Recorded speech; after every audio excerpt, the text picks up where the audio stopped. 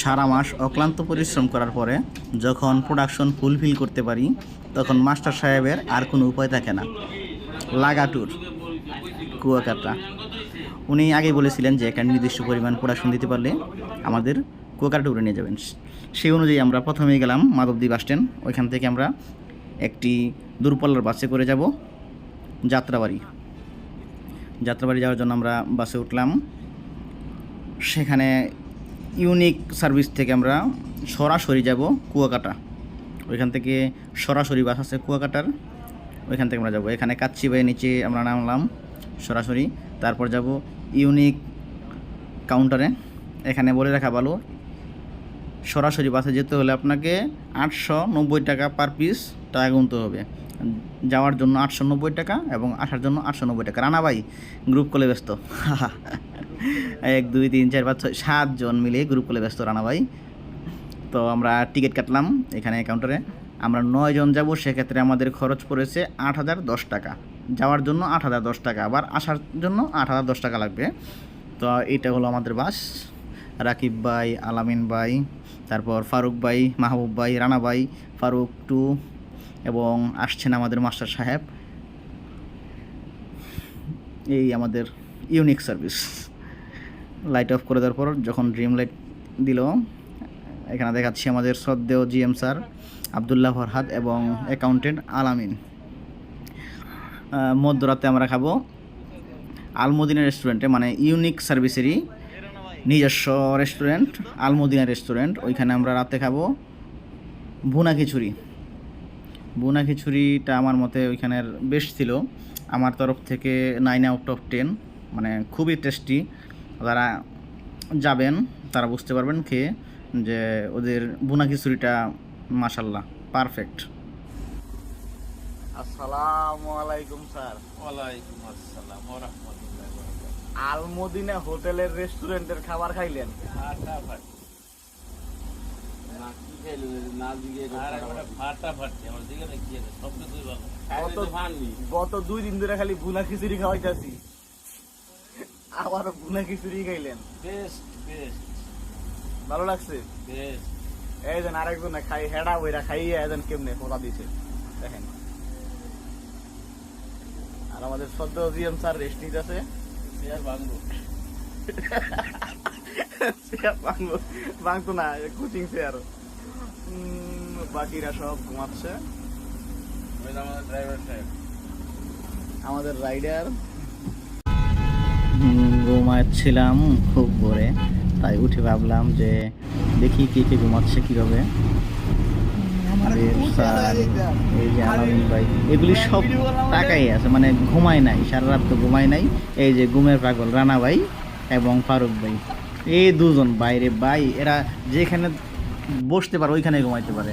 আসলাম কুয়াকাটা এসে বললাম আমরা, ওইখানে আমাদের রানা ভাইয়ের একটা ইন্টারভিউ নিব। রানা ভাই শুভ সকাল। রানা ভাই শুভ সকাল। শুভ সকাল। মাত্র বরিশাল কুয়াকাটায় নামলাম, সূর্য উদয়টা দেখতে পারলাম না, দুঃখিত, আন্তরিকভাবে দুঃখিত। আমরা আবার টিকিটটা কাটতেছি, যাওয়ানোর জন্য টিকিট বুক দেওয়া হইতেছে। এইমাত্র আমরা তো 24 ভ্যান গাড়ির উঠে আমরা একটু সামান্য একটু ঘোরাঘুরি করব। ঘোরাঘুরি শেষে দেখা যাক।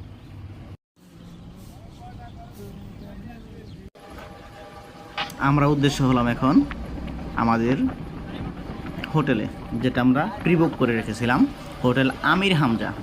সেখানে আমাদের শ্রদ্ধেয় মাস্টার সাহেব ওনার এক আত্মীয়ের হোটেল, ওটা সবার জন্য 2000 টাকা, কিন্তু আমাদের জন্য 1500 টাকা পার রুম। আমরা দুইটা রুম নিয়েছিলাম। এই যে হোটেল আমির হামজা মিয়া প্যালেস।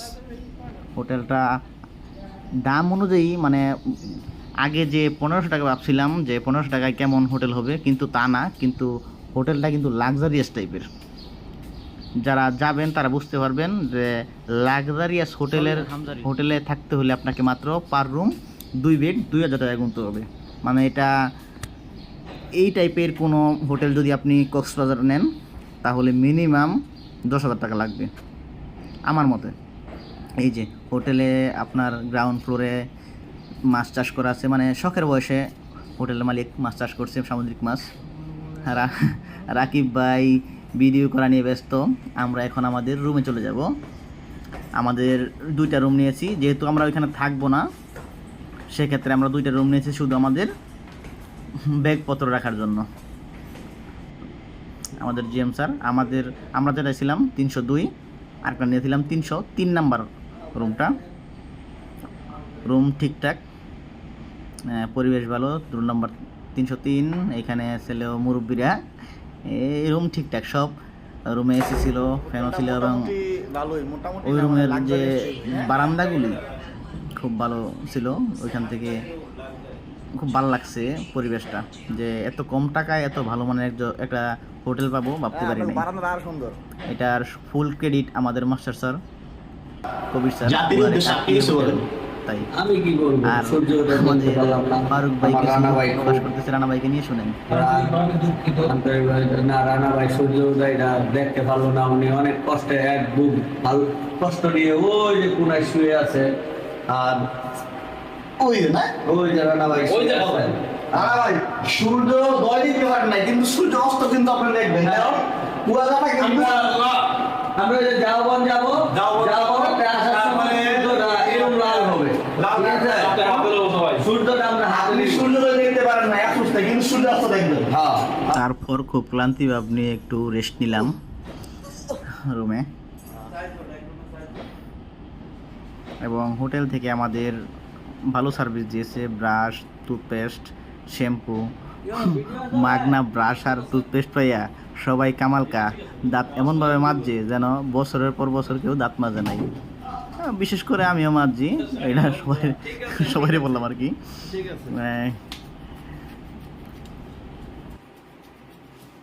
আমাদের ফারুক ভাই কাঁকড়া খেতে যাবে, তার আগে দাঁতটা ভালো করে পরিষ্কার করতেছে। তারপর আমরা কিছু দুষ্টামি করলাম মাস্টারের সাথে, মানে সবাই মিলে একটু রুমে দুষ্টামি করলাম। আমরা বিচে যাব ফুটবল খেলতে, ফুটবল খেলার আগে কিছুটা দুষ্টামি করে নিলাম। মাস্টার সাহেব মাগনা টুথপেস্ট আর ব্রাশ পাইয়া দেল আর চিনি ছাড়া। গত কয়েক বছর ধরে দাঁত মাজে না উনাই, আজকে দাঁত মাজাছে না, তারপরও তবে দাঁতে গন্ধ নাই। গন্ধ নাই, ঠিক আছে। আজকে ফ্রি ব্রাশ পাইছে, ফ্রি পেপসুলেট পাইছে, ফ্রি। না না, বাড়ির থেকে অনেক যত্ন করে দিছে। তাহলে হেডা বলে একদম মোলাম মিলে গলি। হ্যাঁ, কুয়াকাটা সব পানি খেয়ে এলাম। কি হো, এটা তো সাদা, রানা ভাইটা সাদা। কিছু সাদা এবার বুঝাই কিছু দিয়ে দেখেন গাইড, দেখেন কি অবস্থা, ঘুরেন তো আপনি।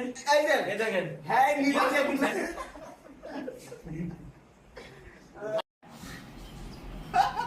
কি ওই বললে বললে ওই ভাই বলে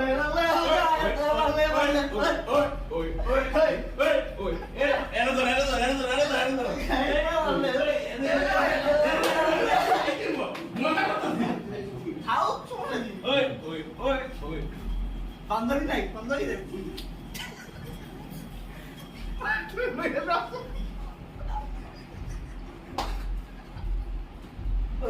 রুমে দুষ্টামি করা শেষে আমরা সবাই বের হলাম বিচে ফুটবল খেলবো।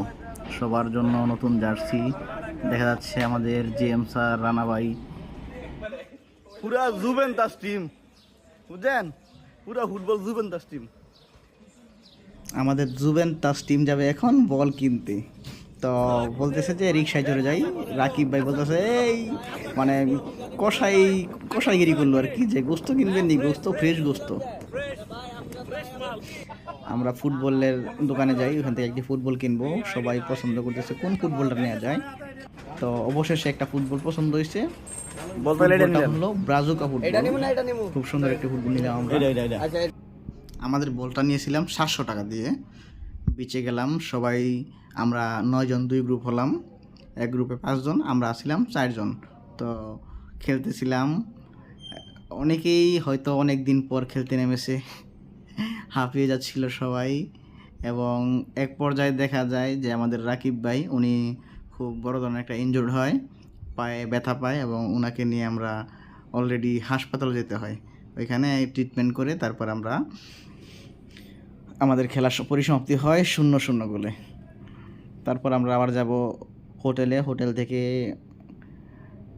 বের হয়ে যাব রাখাইন মার্কেট। রাখাইন মার্কেটে যাওয়ার পথে আমরা দেখতে পাবো অনেক সুন্দর দৃশ্য। যারা শহরে থাকেন তারা এরকম গ্রামীণ পরিবেশ দেখে অবশ্যই মুগ্ধ হবেন। গ্রাম ছাড়া ওই রাঙা মাটির দেশ আমার মন বোলাই রে, যে কারো কণ্ঠে এরকম একটি গান এসে পড়বে। তারপর রাস্তায় যেতে যেতে রানা ভাই দেখে একটা পেঁপে বিক্রি করতেছে রাস্তায়। তো রানা ভাই বলে যে কিনবো না, তো একটু দাম কষাকষি করে দেখি যে কেমন, কয় টাকা বিক্রি করব। তারা দুই ভাই দামাদামি শুরু করলো ওই মুরব্বী লোকের কাছে।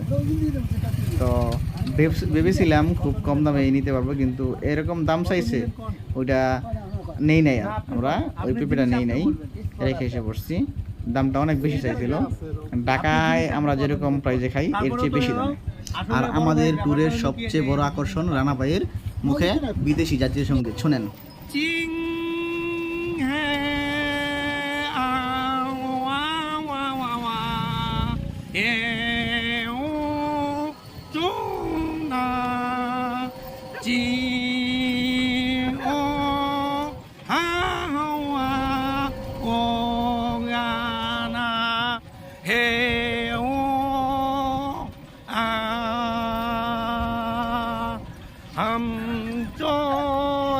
আফ্রিকানের সাথে আবার হিন্দি যোগ করে দিল, ব্যাপারটা মজাদার না?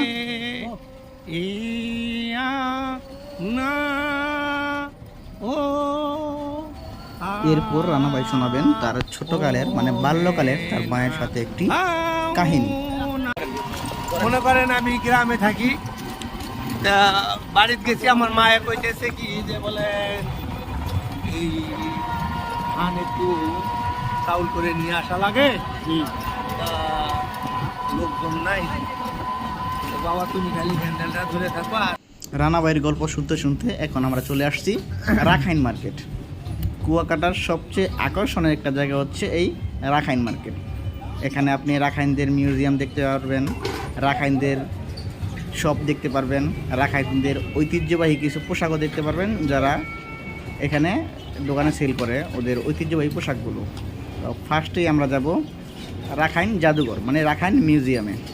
সেখানে আপনাকে ঢুকতে হলে অবশ্যই এন্ট্রি ফি দিয়ে ঢুকতে হবে। এই এন্ট্রি ফিটা হচ্ছে দুস্থ দরিদ্র ছাত্রছাত্রীদেরকে হেল্প করার জন্য এই ফিটা নেওয়া হয়।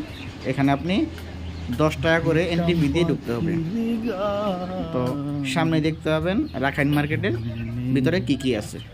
এখানে প্রথমেই দেখতে পারবেন ফটকের সামনে একটা, ফটকের সামনে 2টা ভাগের যে মূর্তি, ওরে বাঘ, রাকিব ভাই বাঘের সাথে ছবি তুলতে ব্যস্ত। এবং অপর পাশেও একটি বাঘ আছে, মানে দুই পাশে 2টি বাঘ রাখা আছে। এবং ভিতরে যে দেখতে পেলাম তা ভাই আমি এত বড় মূর্তি আমার লাইফে দেখি নাই। এটা বৌদ্ধদের একটা উপাসনালয়, এখানে বৌদ্ধ ধর্মাবলম্বীরা তাদের উপাসনা করে থাকে, তাদের সৃষ্টিকর্তাকে। এখানে একজন পিচ্ছি বসা ছিল, ডাক দিলাম এ লারকায় দাঁড়াও, সারা শব্দ পেলাম না। নাম কি? যাই হোক, এত বড় মূর্তি আমি লাইফে অন্য সময় দেখি নাই। যেহেতু আমি মুসলিম ধর্মের, তাও বলা ঠিক না এগুলি। যারা বৌদ্ধ ধর্মাবলম্বী আছে ওদের জন্য এটা আকর্ষণের জায়গা। বাবু কেমন আছো? তারপর যাব আমরা কুয়াকাটার কুয়া দেখতে। আমি সবার পরে যাইতেছি, সবাই অগ্রিম মানে আগেই চলে গেছে কুয়াকাটার কুয়া দেখতে। রাকিব ভাই কোন কোলে ব্যস্ত। মিষ্টি পানির কুয়া আমরা দেখতে পাচ্ছি, একটা সাইনবোর্ডে লেখা আছে মিষ্টি পানির কুয়া। আসলেই কি এই পানি মিষ্টি, এই কুয়ার পানি মিষ্টি নাকি দেখতে হবে। অবশ্য খাওয়া যাবে না, যে পরিস্থিতি দেখলাম।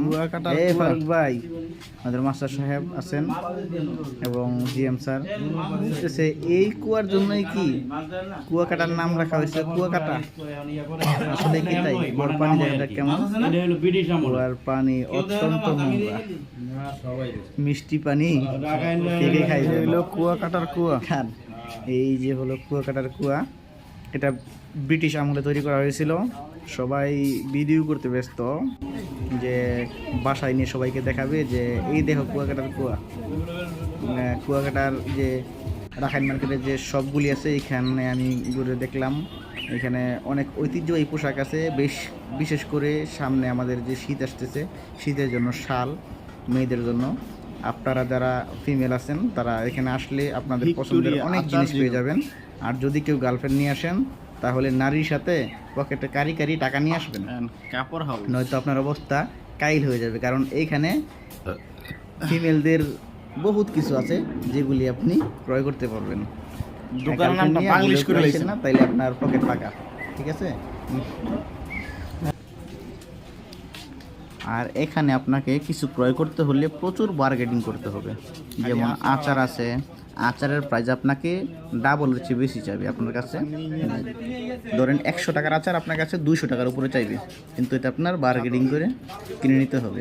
অনেকেই আছে যে লোকলজ্জার ভয়ে দাম 200 টাকা হলে 150 টাকা বললাম, দিয়ে দিয়েছি।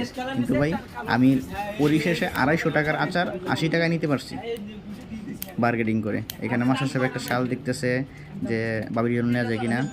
শালটি খুব সুন্দর, স্যার নিতে পারেন। অবশ্য পরিশেষে স্যার শালটি নিয়েছিল মাত্র 700 টাকায়। এবং আমরা ঘোরাঘুরি করলে অনেক আচার কিনেছিলাম, এবং আমাদের জিএম স্যার প্রায় 2000 টাকার শুধু চকলেট কিনেছিল, যে চকলেটের দাম চাওয়া হয়েছিল প্রায় 8000 টাকা। ওই চকলেটগুলি কিনতে পাওয়া যায় মাত্র 2000 টাকায়। এবং আমরা ওইখান থেকে একটি লুঙ্গি কিনে